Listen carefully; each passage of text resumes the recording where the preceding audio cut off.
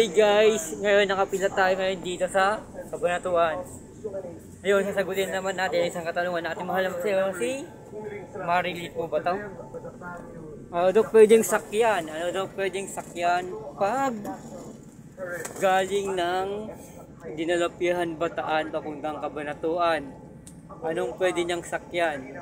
Ang pwede pong sakyan ni Ma'am is sumakay po siya ng bus biyaheng San Fernando, Pampanga. Then from San Fernando, Pampanga, sumakay po siya ng biyaheng Cabanatuan. Sa SM Pampanga, may biyaheng Cabanatuan po doon ng Genesis. Pwede po kayong sumakay doon ng biyaheng Cabanatuan. Sana nakatulong ang video na to. Comment sa baba yung katanungan. Pag matutugot tayo sa sunod dating video, salamat sa inyong katanungan. Stay good, thank you. Hey guys, ngayon nakapila tayo ngayon dito sa Cabanatuan. Ngayon, sasagutin naman natin isang katanungan na ating mahal na si